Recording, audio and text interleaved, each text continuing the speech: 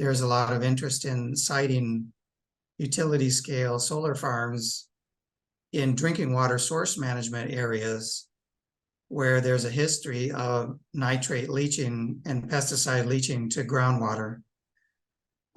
So by taking that land out of row cropping and putting it into pollinator friendly habitat really helps to reduce the risk for polluting groundwater. We're not adding fertilizers and pesticides anymore. We talked extensively about this around the solar panels. They wanted to plant legumes that were pollinators, good for bees, good for all of the trees, the birds, and so forth in the area. We live in the Lake Erie River Basin, and if anybody follows the news, Lake Erie has a lot of algae blooms and stuff that is blamed on the fertilizers and the chemicals from the farm runoff. They would plant natural pollinators and stuff, so if they need to spray something, which I don't know why they would necessarily, but it would be far less than what the farmer sprays on an average year. By not tilling the land, by allowing it to sit idle, is going to restore it.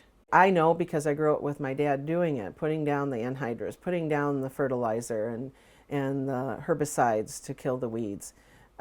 All of that's necessary when you farm. And the reality is it's more and more is needed to do the same thing that 40 years ago, half of what is required.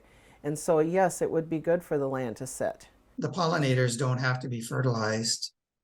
So you're reducing the inputs of fertilizer relative to what was there beforehand.